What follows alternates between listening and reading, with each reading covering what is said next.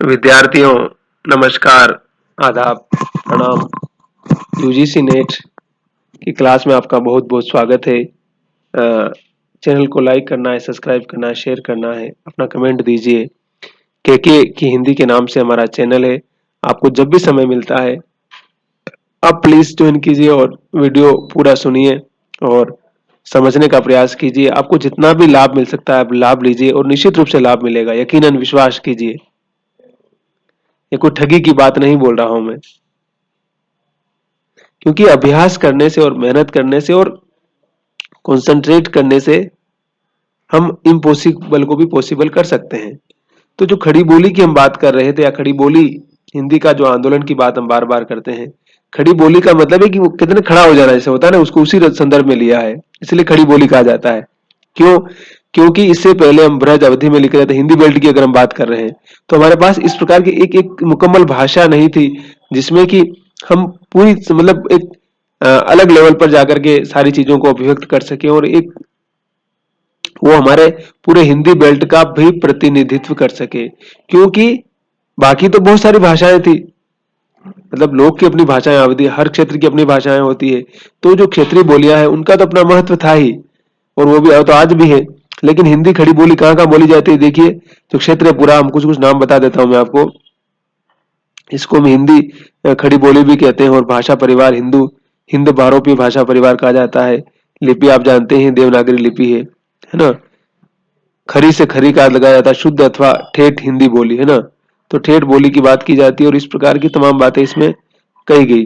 तो इसमें क्या क्या चीजें हैं, इसमें देखिए मेरठ, गाजियाबाद, हापुड़, बागमत, बिजनौर, मुरादाबाद, संभल, अमरोह, शामली, मुजफ्फरनगर, सहारनपुर, देहरादून, नैनीताल, ये सब, हरिद्वार, उधम सिंह नगर, अम्बाला, क्लासिया, ये सब बोली जाती। पटियाला ब्रज भाषा की फिर बाद में ब्रज भाषा हो जाती, मेवाती, पहाड़ी, मेरठ, ये सारे पंजाब है, पहाड़ी, राजस्थानी, दिल्ली, करनाल, रोहतक, हिसार, पटियाला, नाभान, जिंद, है ना। मैंने कहा नहीं, पूरा मिक्स एरिया है।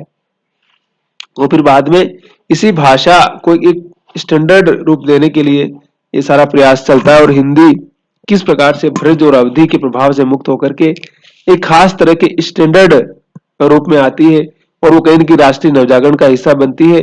और एक उसमें एक मुकम्मल भारतीय चेतना, या हिंदी पट्टी की जो चेतना है, जिसमें प्रेमचंद के साहित्य को जब हम पढ़ते हैं, महावीर प्रसाद द्विवेदी को पढ़ते हैं, गुलेरी जी को पढ़ते हैं, तमाम लोग हैं उस दौर के, तमाम जो निबंधकार है, बालकृष्ण भट्ट है ना। तो उन्होंने किस प्रकार से हिंदी खड़ी बोली के निर्माण में इसका कैसे उसको बनाया, उसके बारे में कह सकते हैं। इसे ठेठ हिंदी को खरी या हिंदी या खड़ी कहा गया। शुद्ध अथवा ठेठ हिंदी बोली या भाषा को उस समय साहित्यकारों द्वारा खरी या खड़ी बोली के नाम से प्रतिबद्ध किया।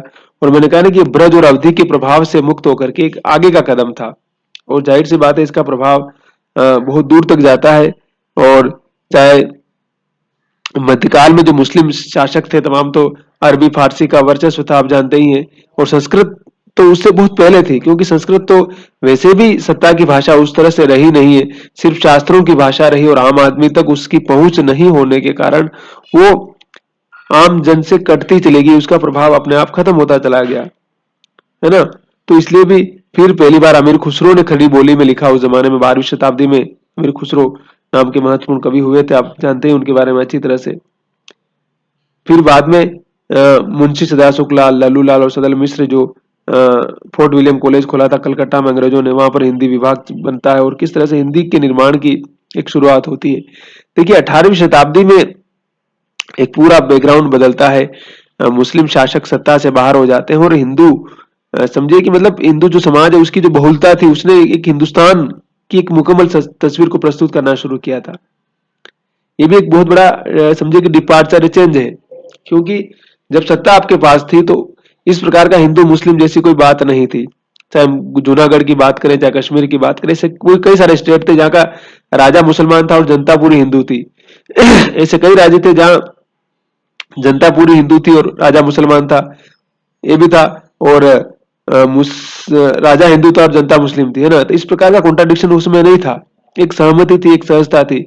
लेकिन बाद में क्या होता है कि ये हिंदू मुस्लिम या एक सिख या ईसाई या इस प्रकार की अवधारणा मोटा मोटी रूप में आती है, और कॉलोनियल जो स्टेट था, अंग्रेज जो लोग थे, उन्होंने इसको और ज्यादा हवा दी, और फिर धीरे धीरे प्रभाव बनता चला गया। और फिर हिंदू राष्ट्र की बात, मुस्लिम राष्ट्र की बात, पंजाबी सिख राष्ट्र की बात आने लगी है ना। तो जो आप आज देख रहे हैं खालिस्तान की मांग चल रही है, ये सारी चीजें हैं। या फिर उस समय जब पाकिस्तान की मांग चल रही थी, उसमें भी यही यही था कि भाई हमें अलग देश चाहिए, क्योंकि हम यहाँ पर सुरक्षित नहीं है और हमें हमारे अधिकार नहीं मिलेंगे।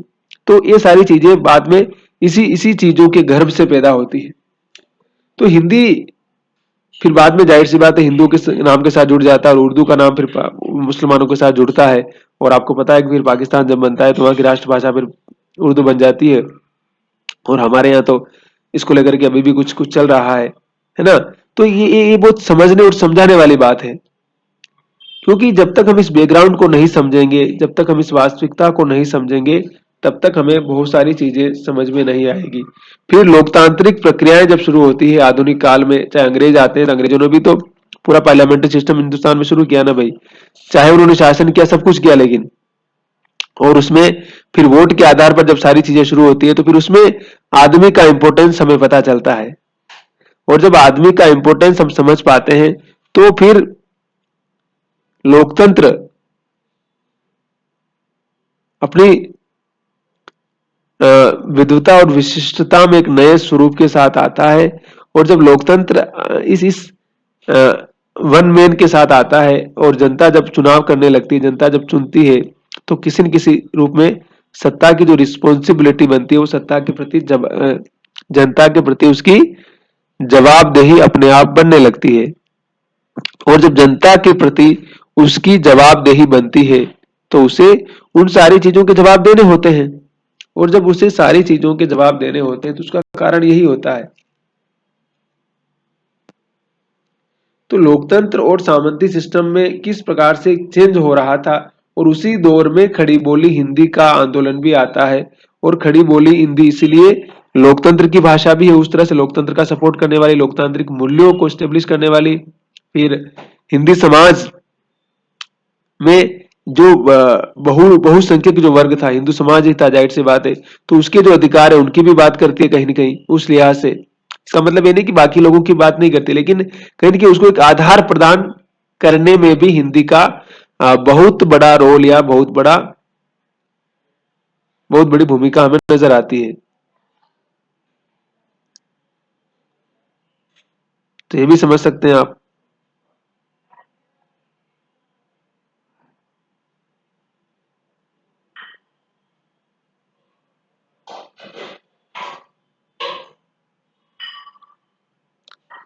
तो फिर इसमें देखिए, फिर बाद में हमने कहा ना कि लल्लू लाल जी, सदल मिश्र, इंशाल्लाह खां, सदा सुखलाल, तमाम लोगों ने हिंदी खड़ी बोली को निर्मित करने का काम किया। फिर बाद में भारतेंदु जी आते हैं, श्री प्रसाद सितारे हिंद आते हैं, है ना।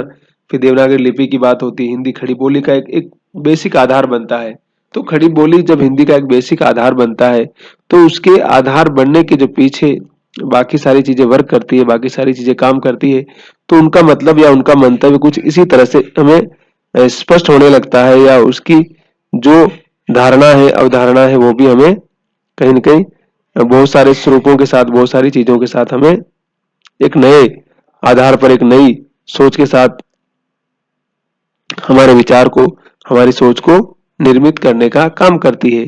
और उसके निर्मित करने का मतलब या मंतव्य कुछ ऐसा ही है। तो अगर हम समझेंगे तो वो कहीं न कहीं हमारे पास एक नए आचार विचार के साथ, एक नई सोच के साथ, एक नया आधार एक आधार भूमि में प्रदान करती है। और जब आधार भूमि में प्रदान करती है तो उसका मतलब या उसका मंतव्य कुछ इस प्रकार से बनता है। इसलिए हमें खड़ी बोली हिंदी के आंदोलन को उस चेतना के साथ समझने की आवश्यकता है ना। और संस्थान जब बनते हैं तो संस्थानों की क्या भूमिका होती है, उनका क्या रोल होता है, ये भी आप समझ सकते हैं। ठीक है, तो आज के लिए इतना ही। हम मिलते हैं अगले वीडियो में कल।